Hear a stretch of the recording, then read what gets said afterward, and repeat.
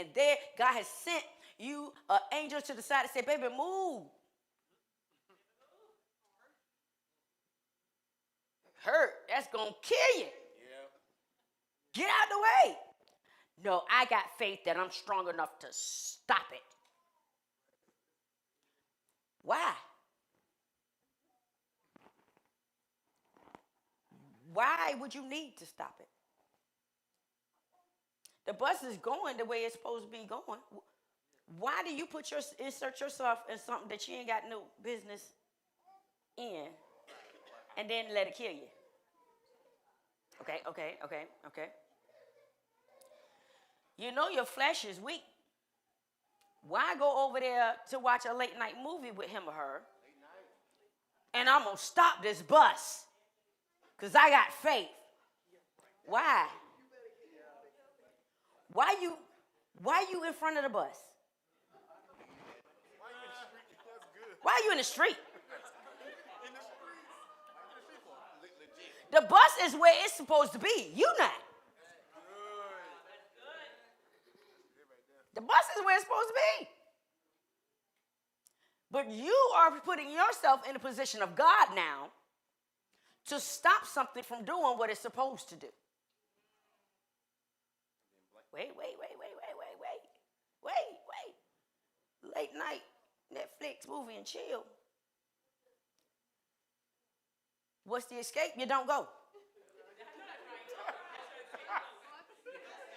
That's the escape. Anything other than that, you standing in the front of the bus talking about, I got power. If he want me to hit the text, somebody will call me. Lord, give me a sign if you don't want me to go.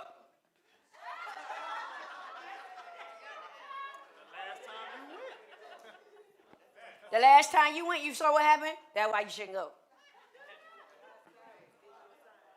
I need a sign. You failed the last time. You got a permanent sign. Failure, abort. And listen. Once you know God, there's no way to sin without making the choice to. There is no fall. I slipped. I failed. No. You made a choice. There is no sin that you can commit where a choice isn't made.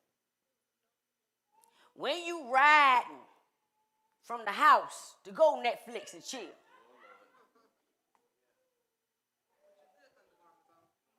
with your matching undergarments, you done already prepared yourself for the fall. I'm going to stop it, but just in case, I'm going to have on my clean underwear. Y'all mama ain't never tell you that. Make sure whenever you leave the house, you better put on clean underwear. You never know when you get in an accident. Y'all never. That is an all-time mama saying. You better have on some clean underwear. You never know. I mean, you should wear clean underwear anyway, but just in case. Okay. So for me to get in front of that bus, it is actually a lack of honor for me. I just need you to see. For me to say Netflix and chill when I know one touch where we're going to go is me standing in front of that bus. I said that the bus is where it's supposed to be. You're out of position. Well, sometimes as singles you pray, God, take away my sex drive.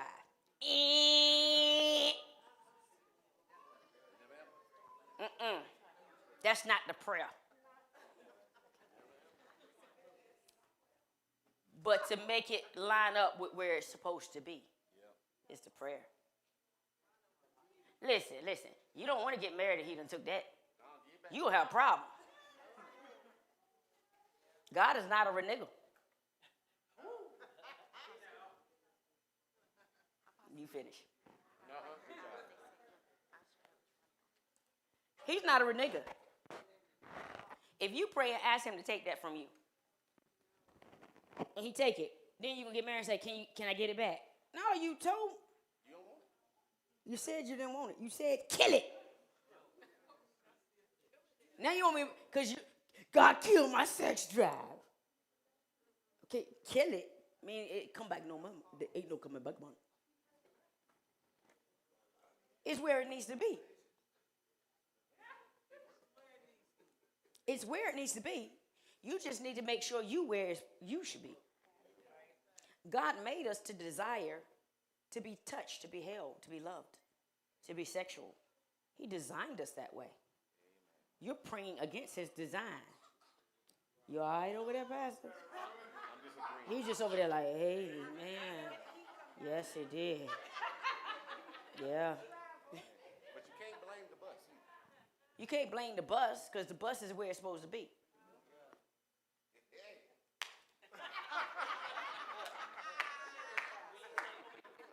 Be glad that your bus runs. Hey. Let me get in this lesson. We're talking about the lack of honor here. Help us, God. Success killer. The lack of honor. That video showed, to me, it gave so much revelation and light to the lack of honor. Because sometimes, for the most part, if we be real, we don't even realize what the word honor means. We don't understand it. But we want to be blessed. But the first command given with promise is honor your mother and your father.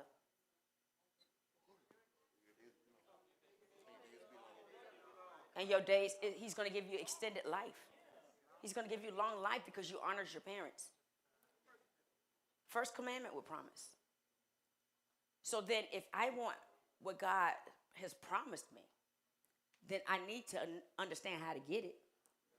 So if I don't know what the word honor means, I need to figure it out. Listen, never sit in church and think you know something. Because society definition and biblical definition, two totally different worlds. Don't do it. If God is saying do this and I will bless you, you need to know what he says this is. Not what the world says it is. Because the world say, I showed you honor when I didn't cuss you out.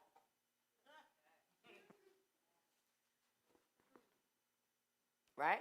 That's not showing me honor because I'm sure you still had a nasty attitude. That's dishonor. It doesn't take you to open your mouth to dishonor. I ain't even say nothing. Your attitude is dishonorable. Kids get us all the time. I ain't even say nothing. I didn't even say nothing. Your attitude, your body spoke louder than any words that could come out your mouth. You are being disrespectful. So, that's home, right? But check it. Same thing in the house of God.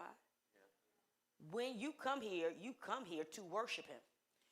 When you don't worship him, you are disrespecting him. I need you to see that. Never give anyone more honor, more respect than you give God. Right? But we say that, but do we do it? I'm going to prove to you that we don't.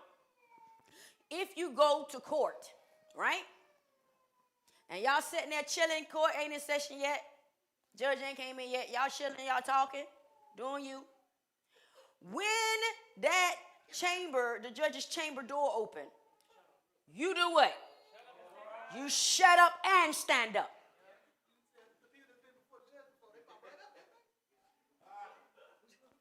You shut up and stand up.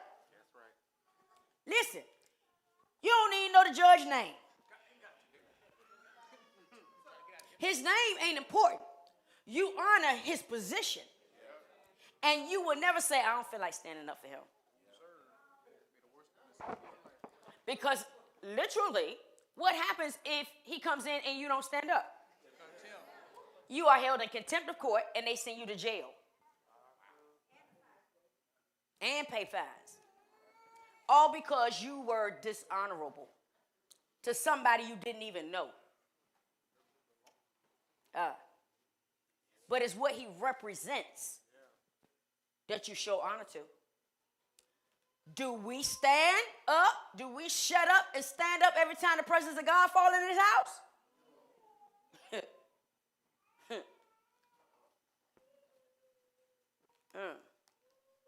Y'all sit down and be like, the Lord know I'm tired.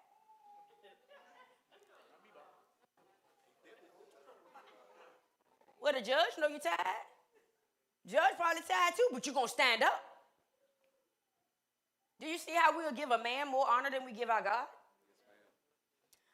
Most of us are military or prior service. When you are walking around in uniform and you see that gold or you see that silver, what do? You salute. You ain't got to know their name. You ain't got to know their title. You ain't got to know their position. All you got to do is see the shine, the bling. It don't matter which bling it is. Every piece of bling still gets that honor. And you ain't going to tell, man, I can't salute you. I'm tired.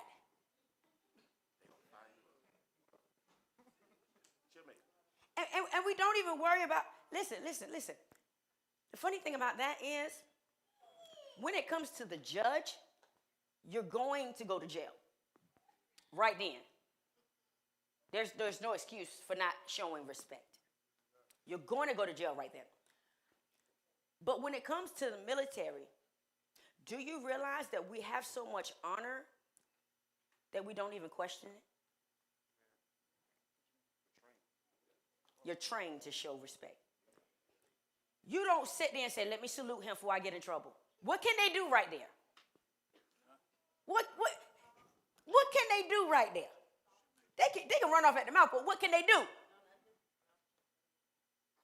They have to go through find out who your chain of command is and go through your chain of command before it can ever come to give you any repercussions for being disrespectful. But do we test it? We don't test it. We don't test it. But we constantly test God. Oh, the presence of God is so heavy in this place. I was just looking at my phone. I went on Facebook. I just looked at it. Look at a phone in court. All courts aren't like that. Nope. I went to court in South Carolina a year ago. They don't take your phones, but you better not be on it. You have to put it on silent, and if you want to look at your phone, look at it. You got to get up and go out of the courtroom to look at it. If you look at the phone while you're in court, contempt.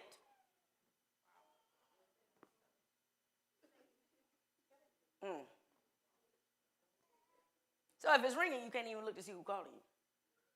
You got to just get up and go out. I was just happy I got to keep the phone. But I was sure telling myself, don't you look at that. Don't you. That thing was a boom. Don't you look at it. Because it's habit. It's habit. That's why in church, I leave my phone in my office in my purse. Because what you're doing in church to dishonor and disrespect God is giving the enemy an avenue to take your attention off what you're supposed to be on.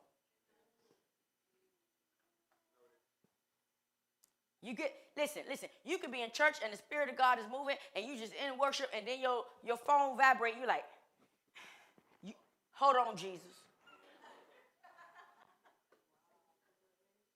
Because there has to be somebody else more important than you right now. Oh, for you to stop in church to look at your phone, what you're saying is there are many possibilities of people who are more important than God right now. And one of them are calling me. The Bible constantly says to know the tricks of the enemy so that you do not get fooled. Your phone is the enemy's perfect distraction during service. Your phone should be on silent and off your body Because the last thing you need, the last thing you should want is to be behind the veil and your phone starts vibrating. How you going to get mad with the devil for interrupting your worship when you gave him the opportunity? Like he ain't going to take it. That's a freebie. We went to a conference in Richmond one time to see Prophetess Marcia Morrison. And I think it was Elder Reggie. Matter of fact, when she had came here. And Elder Reggie was on the floor. And the people came to move him. You know, he was on the floor like laid out in the spirit. And they came to move him. And Elder Reggie got mad. He said, them jokers came and snatched me from behind the veil. Them jokers came and snatched me from behind the veil.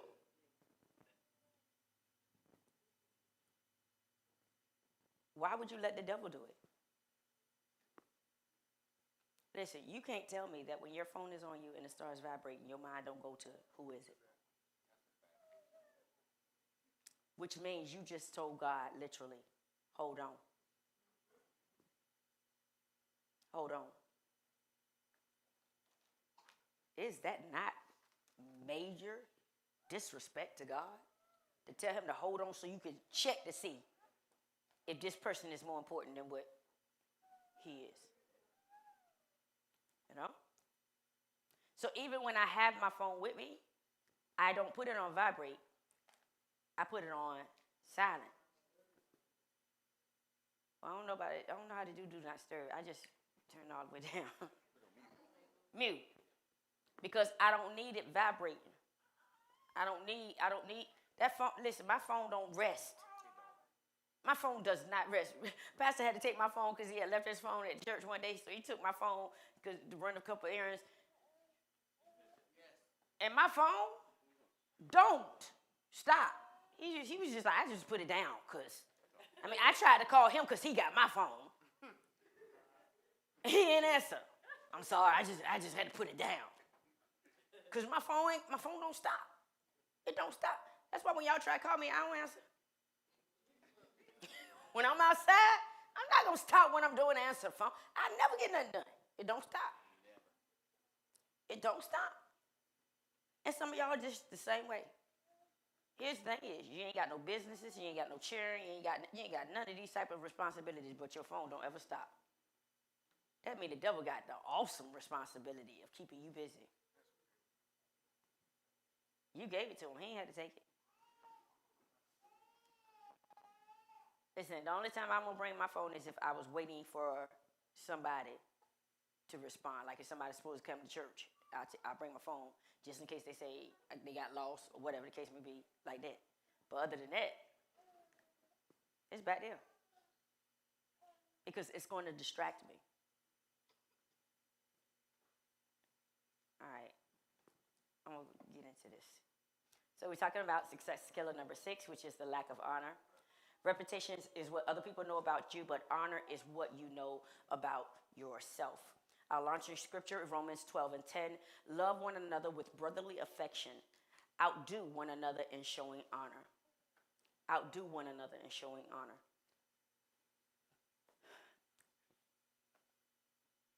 We're supposed to be at a place where we love each other so much that we're constantly doing for each other. Some people come to church and they're takers. They come to church and they want you to check on them. They want you to encourage them. They want you to help them pay their bill. They want you to help them with their kids. They want you to do. Ask not what your church can do for you, but what you can do for your church. Listen, ministry is a bad place to be selfish. Because the word just commanded us to outdo each other in showing honor. Okay? So we talked about what honor is. As a noun, honor in the Bible means esteem, value, or great respect. To honor someone is to value him highly or bestow a value upon him. The Bible exhorts us to express honor and esteem to God, our parents, the aged, and people in authority. To God, honoring God by honoring his word. 1 Chronicles 29:11. Yours, Lord, is the greatness and the power and the glory and the majesty and the splendor, for everything in heaven and earth is yours. Yours, Lord, is the kingdom. You are exalted as head over all. So we are to honor God because everything belongs to God. When you honor and value yourself, you are honoring God because you are his creation, a beautiful reflection of him. So when I dishonor myself, I am dishonoring God. When I call myself ugly, when I place myself of no value, I'm dishonoring God by dishonoring his creation. So you have to realize, do you think you get blessed by dishonoring God? So what happens to you for dishonoring God?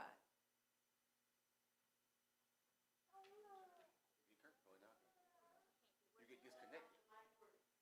You cut off the mighty works because God will not manifest in an environment of dishonor. So when you are dishonoring God, you are cutting off his ability to bless you. I need you to see this.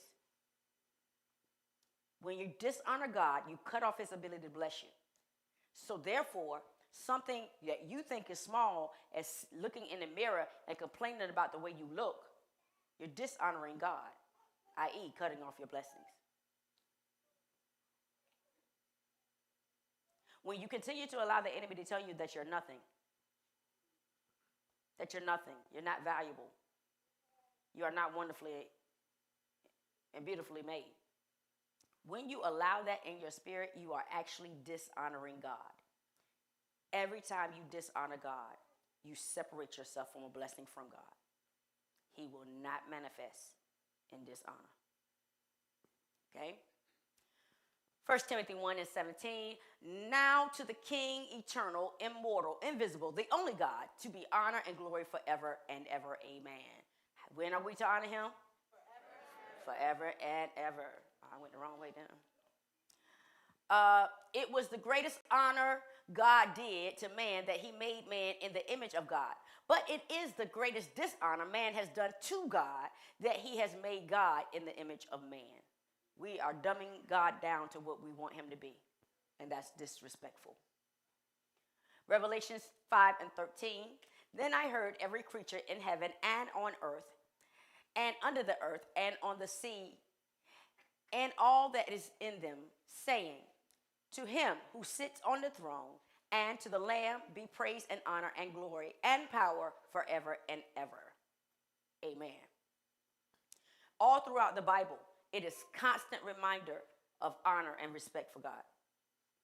That he deserves it. Not just we supposed to give it to him, but that he deserves, not some, but all honor, all glory be unto him. Okay? So that means, well, the Bible says honor your mother and your father. And so I honor my parents. But if you don't honor God, isn't he still your father?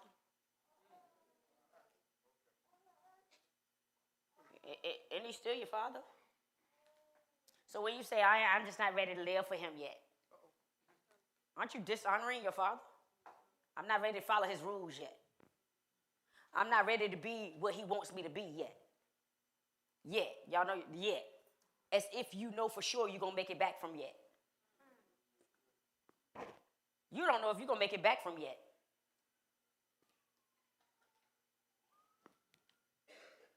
We are to honor our parents. Your parents may not be perfect, but they are the most precious gift God has ever given you, no matter what they did. Why is that? How is that? My biological mother didn't raise me. I didn't call her mom. I called her by her name. Now, some people think that in itself was disrespectful. But I felt it was disrespectful to me to give another woman the title of mom when I had a great mom. Mom is not a title I use loosely because my mama was a good mama. And so even when I got married, I ain't called no mother-in-law mama. I called her by the name. Nobody get that title but mama, because she earned it, you know? But what I would do is I would honor her in the fact that I would go and pick her up. I would take her shopping. I would pick her up, go do her hair for her. You know what I'm saying? I spent time with her, even though she was never, ever, ever a mother to me. But the fact that she was my biological mother, I still had to show her honor. Now I ain't gonna lie to you and say I did it all my life. I ain't do that until I got saved.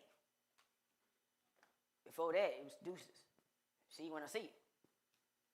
But once I realized that I cannot preach one thing and then show dishonor in another, because understand, honor is across the board. If you are dishonorable in any area, you are dishonorable to God. It's across the board. So then I had to say, well, you know what? I owe her honor because had she not pushed me out, I wouldn't be here. The fact that she didn't do anything for me after that date does not negate the fact that I would not be here had she not pushed me out. So for those of you who say, my parents don't deserve no honor, you would not be here if they had not created you. You wouldn't be here. And God used whoever they are, whoever your mother is, whoever your father is, he had to have that exact chemistry to make you in order for you to be what he needs in the earth right now. So where you are looking at, I wish I had a better mom, I wish I had a better dad, it is the situation that you were birthed in that's creating you into the man or woman of God that you are called to be for this day and time. I would not be who I am had not I been adopted. But I wouldn't have what I want to say. I wouldn't have been as on guard for my mental if I had not been birthed to a retarded couple. You understand? So like if he had let me get born in the house with mom and daddy with no mental illness and then I had mental illness, it would have cut me off. But because both my parents were MR, it was something I watched out for myself. Constantly, I was waiting to see if the devil was gonna roll down that street. So it made me a person who was on guard, which means when you're really on guard for something, you study it. Hence, I have a bachelor's degree in criminal justice, emphasis on sociology. I have a master's in biblical counseling, always studying the mind because I know what falls in my generation. I know the generational curses. You don't find out the generational curses and just say, it ain't gonna never happen to me. Understand the fact that you put your mouth on your mama or your daddy and they issues, you have just opened yourself up to their issues. You won't put your mama down because she an alcoholic, you just open yourself up to the spirit of alcoholism.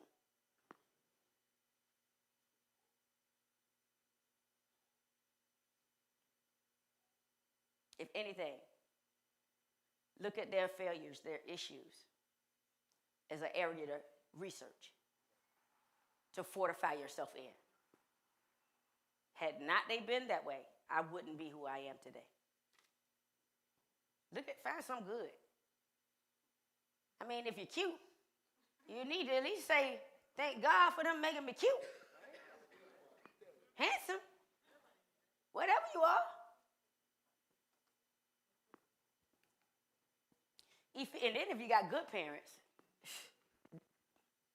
realize that you have something that people prayed they had. Because it's far and few in between now. It's far and few in between now. Most kids like to show a level of honor and respect for their parents and say, yeah, I had good parents.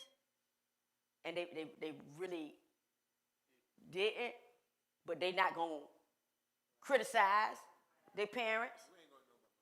Yeah, I ain't gonna tell you that my family was jacked up. So then we become idealistic about each other. Wish I had the parents they had. Wish I had the parents they had. But when you have truly had good parents, listen, don't take it for granted. My mama was the bomb. She's the best mama. She had her issues, her speech, because she came up in the house with negative talk. That's what she had. But she could only give me what was given to her. But it worked for me. You ain't gonna do nothing but go out here and get pregnant and have a bunch of babies. I was like, oh yeah? Watch. It worked for me. But another kid would have said, well, is that what you said I was gonna do? Okay. Notice the difference of the mindset. Stop blaming your parents when it's your mind. Stop blaming your parents when it's your mind. It's your mindset jacked up. Because when my mama told me that's all I was going to do, the willpower to succeed in life stepped up in me and said, watch. Oh, that's what you think? You ain't gonna do nothing but go out here and get pregnant and have a bunch of babies. Watch. You gonna eat them words. But somebody else said, well, you know, my mama, they always told me I wasn't gonna do nothing but have kids, and now I got 5 kids. Your mama did not make you open your legs. That was you and your weak mind. You were looking for a reason to be weak. And trust me, if you're looking for a reason to be weak, you could find one. But if you are looking for a reason to be strong, you're going to find one.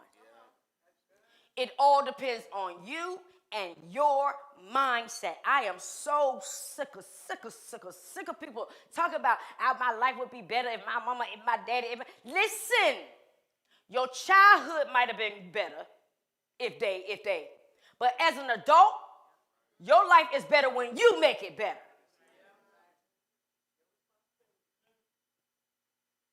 It may not be your fault. Whatever happened to you may not be your fault, but it is your responsibility to take care of it. The rest of your life is your responsibility. Stop giving the devil control over your life by blaming others for your life. Because even when those negative words came at me, I spent them because I wanted more. I wanted more for myself. I wanted to prove just because my mama and my daddy MR don't mean I'm crazy. But then, flip, I used it. Okay. Flip, if you want to know a crazy woman, ask my family. Y'all know she's crazy. I'll show you. I'll show you crazy. My mama and daddy taught it. You want me to show you what crazy really is? Oh my God. I used the flip. Because understand, we will use it for whatever we want it.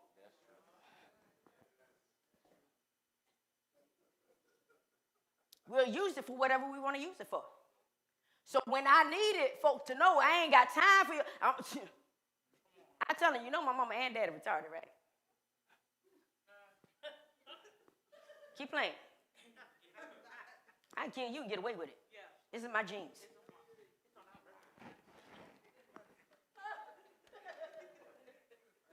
It's in my genes. But I didn't claim it in my genes when it came to success.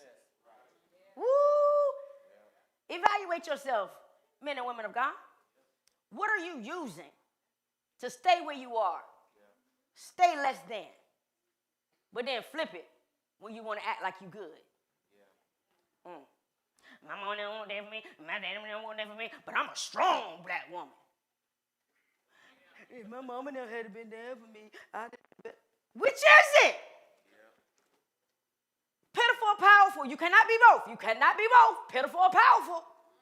You can't be both. New or old? You can't be both. New or old? For old things have passed away, and behold, all things have come new. When you become a Christian, when you give your life to Christ, he gives you a new life. Why are you still whining about the old one? If that ain't dishonorable, I gave you a new life, and you're going to sit here and keep talking about the old one? That's dishonorable. And God will not manifest his blessings in an environment of dishonor. That's why you see my testimony, but God. My head killing me right now. These allergies are off the chain, but God. I ain't gonna lie, I'm gonna tell you the truth. But I ain't gotta stay in that truth. It's the truth for now. But I got to look at the truth eternal. Honor your father and mother, which is the first commandment with promise. He tells us that we have to honor the aged. Respect your elders. Learn from people who have walked the path before you. Respect them, because someday, and sooner than you could ever imagine, you're going to be old too. Listen, this walked out today at my house. I told you about my neighbor, Miss Canary, 82. So Dick Cam and I was out in the yard working today, and I was really trying to get somewhere today. I was really trying to get some dent in this work today. But here come Miss Canary. And she says, Miss Shelley, what are some good things to eat? I'm like, well, you're 82, but now you know what's good to eat. What is some, I'm working. What is some good stuff to eat? No, wait a minute. I ain't gonna lie to you, I pushed it off on Cam.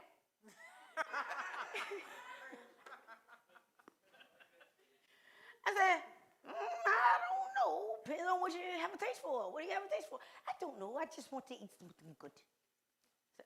Cam. Miss Canary said she wants something good to eat. What should she get? He was like, I don't know. Finally, she tugged at my heartstrings because she just told the truth, and she said, I'm just lonely. I need some company. Dang. Now I gotta stop.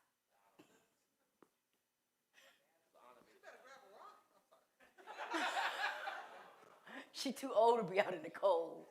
Now, in the summertime when I was working, she would just stay. She would come and sit on my porch and watch me work. But it's too cold for her to be out there now. You know, but she don't have no family. She don't have nobody. But Cam, she said, Cam, my best friend.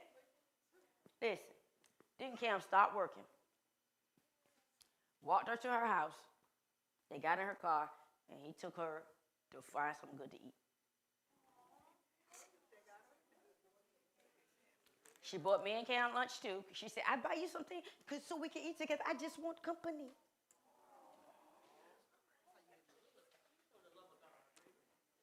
So Cam went and got her, took her to get some food, and brought her back to the house. When they came back, I said, okay, now I got to stop working. But I stopped working, and we went and ate lunch with Miss Canary. Because you have to honor the elderly. She not my mama, my grandmama. I don't know this woman. She my neighbor. I met her one time when we went to do the yard work for her because her yard had overgrown, and I said, okay, FC, let's go do this, catch her yard up for her. I don't even know her first name. I just learned the last name through Cam. I did the whole yard and everything and still didn't know her name. Not only does he, when she has doctor's appointments, Cam goes and picks her up and takes her to her doctor appointment. We don't know this woman. We don't know this woman. But can you imagine the blessings that he's releasing over his life for honoring the elderly? You don't do it just for that. That's just a bonus. That's a bonus. You understand? You can't just be a man of God and heal. And sometimes she get on his nerve now. I think this morning when we was out there working, she's walking around the corner. What you say? Jesus, Mary and Johnson. What you say? I said, DZ, look behind me.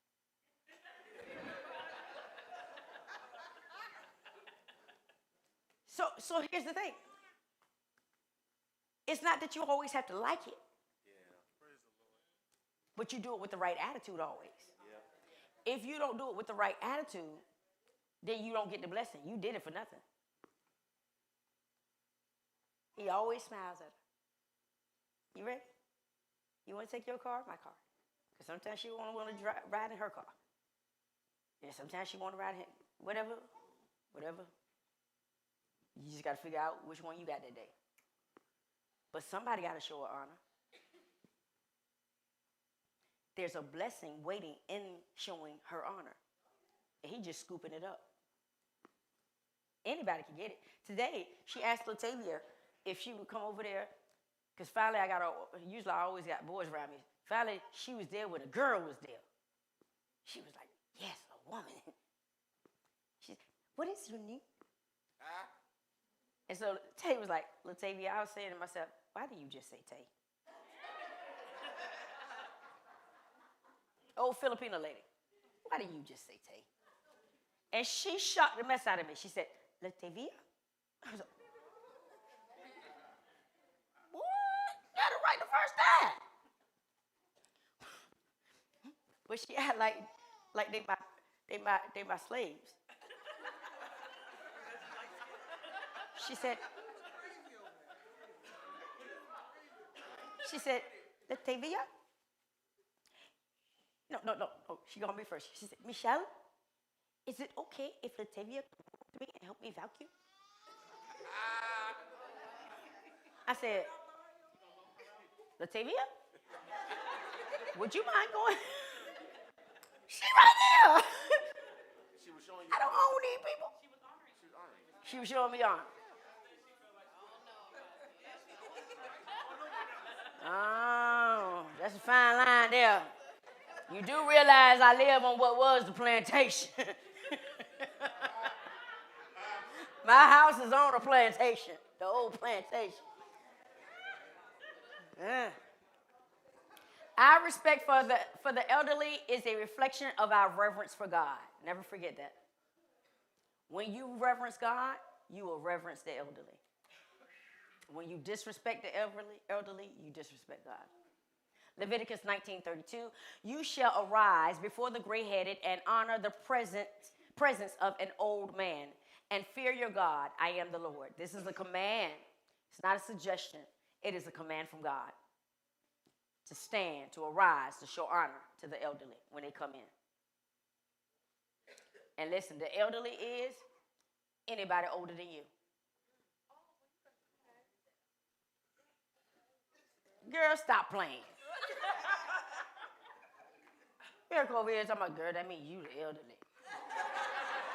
Both of y'all babies. You know what I'm talking about. He says that we are to honor those in authorities. True leaders respect and honor authority, but are comfortable in its presence. I honor authority. I'm not afraid of it. I honor it. I'm not afraid of it. I used to be.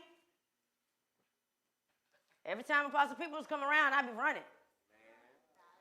But you want to know why? I won't live in honorable. I ain't want him to read my thoughts, so look at what I did last night. He gonna see it, he gonna see it, he gonna see it. But once I gave God the yes, I was up in the hey, Apostle. And guess what? Y'all do the same thing with me.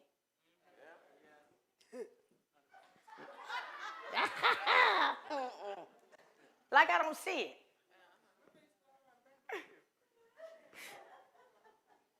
I used to stand at the door. It was at the AFC on Virginia Beach Boulevard. I used to stand at the door.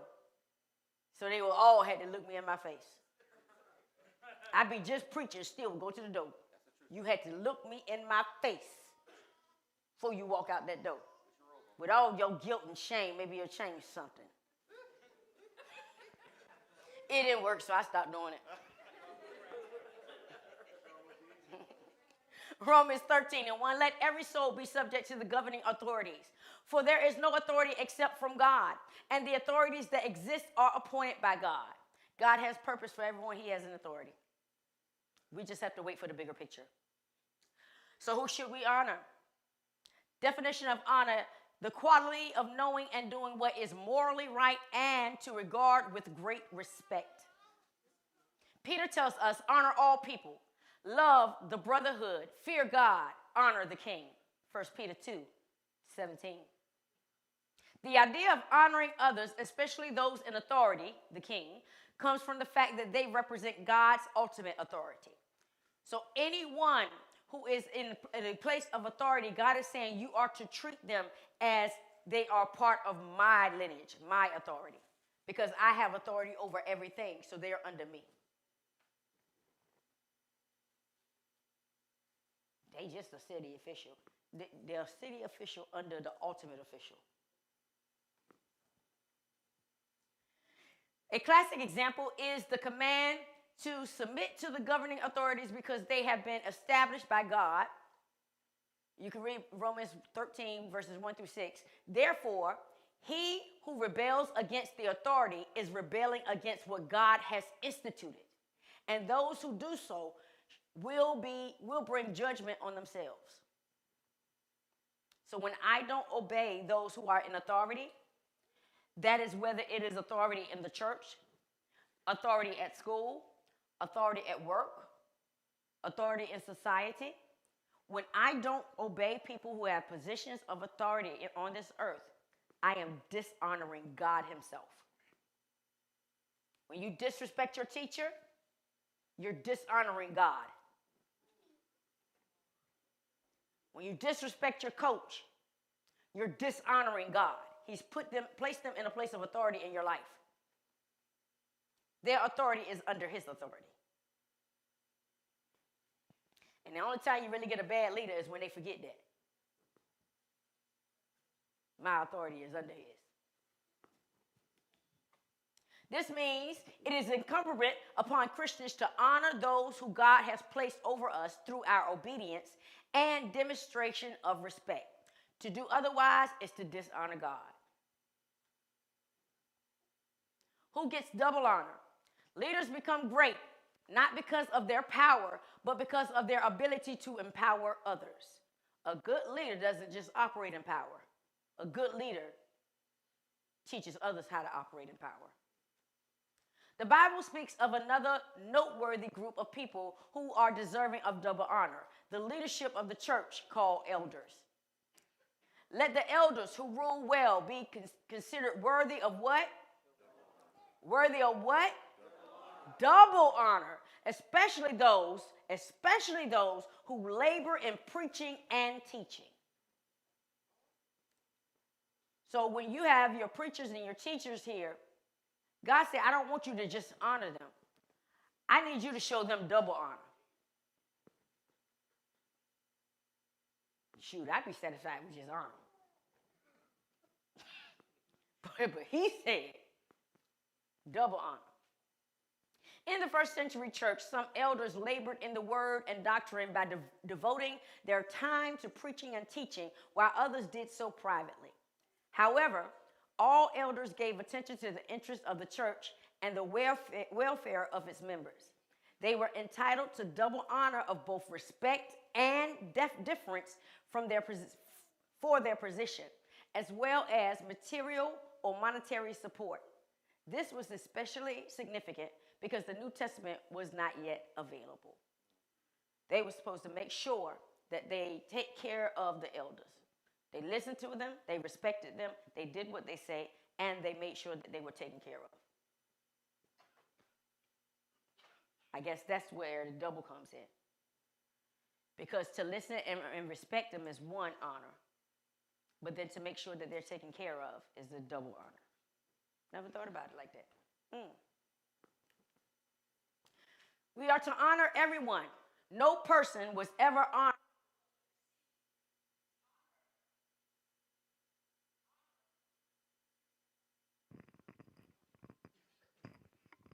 No person was ever honored for what he received. Honor has been the reward for what he gave. You have a person who's a giver, always there, you should honor what they give. That's why God says the greatest amongst you is the what? Servant. Whoever gives the most. But whoever gives the most deserves the most honor. Okay? And not give as in money, but give as in serving. Okay? All is well. Oh, I'm sorry. The Bible also gives us the command to honor one another in our employer-employee relationships. First Timothy.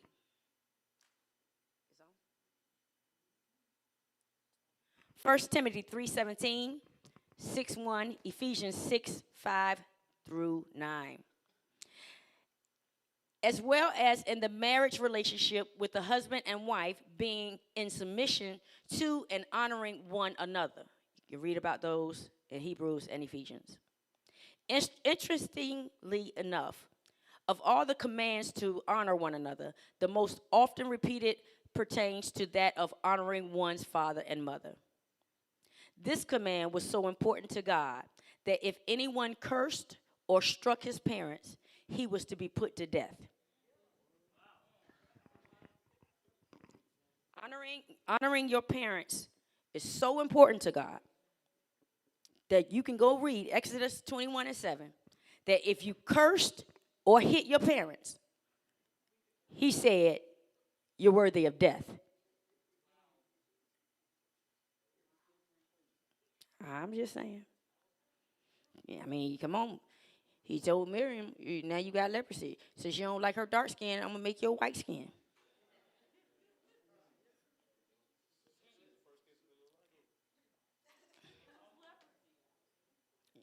He talking about she was the first case of vertigo. No, but God was on the first run-up committee. Meet me at the door. I know I usually let y'all come behind the veil, but no, I need you meet me at the door. I ain't gonna dishonor my own house. Meet me at the door.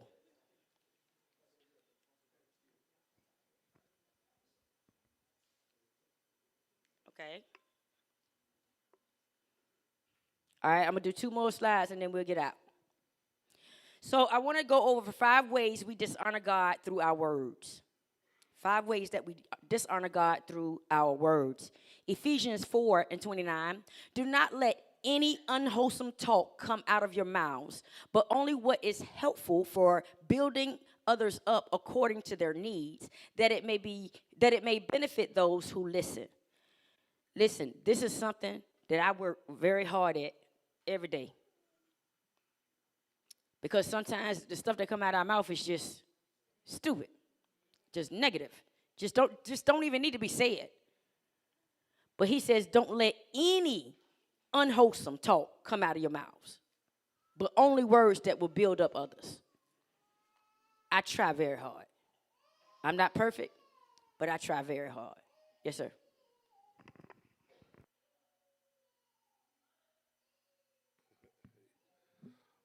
um, when the Bible refers to honoring your mother and your father, your parents, it's not just limited to your biological parents, right? It's extended to the people that you look up and consider to be your parents, your spiritual parents, and those that have been parental figures in your life. Um, so, in honoring and showing the honor that we're supposed to show to our biological parents, we should show that same level of grace to those father figures that are in our lives, even though they themselves did not um, say, I'm your father figure, but you accept fatherly advice from them, or you accept motherly advice from them, as well as our spiritual parents. We're supposed to give them that same honor as well. So I just wanted to share that. Yes, definitely. I mean, he said, who are your mother? Who are your brother? Right? Those who obey the will of the Lord. So when God places people in your life that's following his will, they now become your family. I was just having this conversation in my office not too long ago with somebody that this sometimes when things don't go right for you and your natural family, the blessing of God is that he gives you a new family. He gives you a new family. And so when you actually see it that way, you change how you treat each other in the church. I don't look at this as a job. I come here, this is my job. No, I look at y'all and say, these my kids. And I go hard for my kids, natural and spiritual. I go hard. I'm a ride or die mama. Where we rolling? You got me rolling. We going. Okay?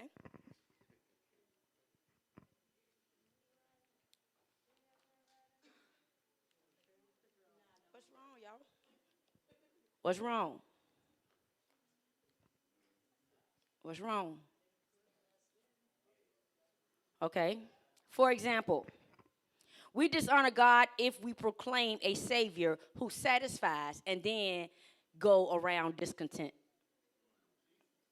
Mm-mm-mm. That's a smack right there, boy. We dishonor God if we proclaim a Savior who satisfies and then go around complaining, discontent. Two men were seated close to each other at a singing audition where a lady who was being auditioned wasn't doing too well. One man turned to the other sarcastically said, "Sounds terrible, doesn't it?" The, the other the other scowled in annoyance and replied, "That's my wife." Terribly embarrassed, the first man, trying to save face, responded sheepishly, "I was not referring to the singer, I was referring to the song." Back came the angry reply, "I wrote it." How often we speak out of turn and say words we regret later. Even more disturbing is the fact that our words often hurt and dishonor God, besides wounding others. Some stuff just don't need to be said. You don't know who's listening. You don't know who you're hurting. But if it's negative, somebody hears it, and it didn't even need to be said. We must stay prayed up. Our words, like feathers in the wind, can never be retrieved. Once they are set free, we need to set a guard over our mouth. They can never, okay, I'm sorry, I read that wrong. Our words, like feathers in the wind, can never be retrieved once they are set free. We need to set a guard over our mouths. Facing threats and traps from evil men, David's prayer found in Psalms 141 and 3 is one that we should daily make our own. He says, "Set a guard over my mouth, Lord. Keep watch over the door of my lips." I don't know what to pray. Set a guard over my mouth, Lord. Keep watch over the door of my lips.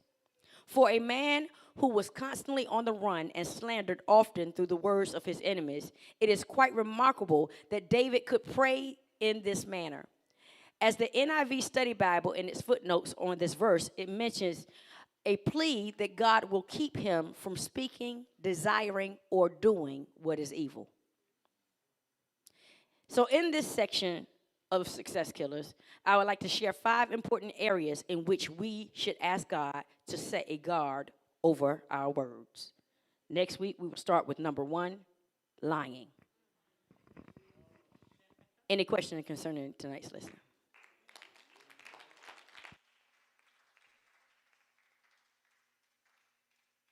All right, announcements.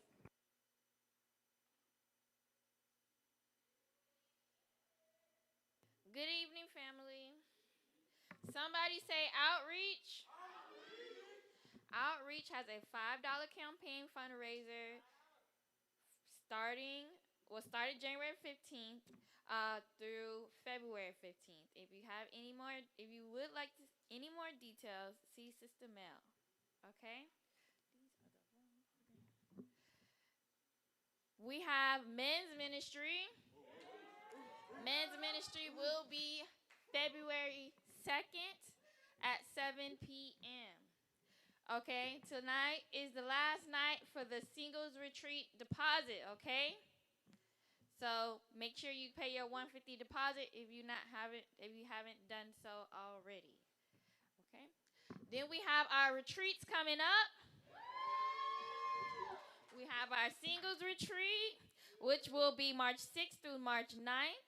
See Minister Leisha for details. Then we got our youth retreat, which will be held March 10th through the 13th. You can see Sister Francine, our deaconess Brittany. And then our marriage retreats, which will be March 20th through the 24th. You can see Youth Pastor Ahmad for details. Also, if you can please think about sponsoring a youth, okay? It's $125 to sponsor a youth, okay? Okay.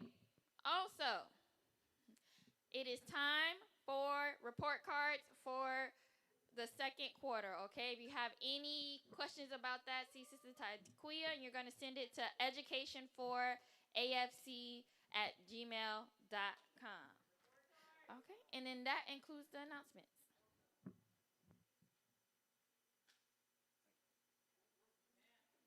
Good evening, everybody. All right, so I just want to remind everybody about Platform coming up this Friday.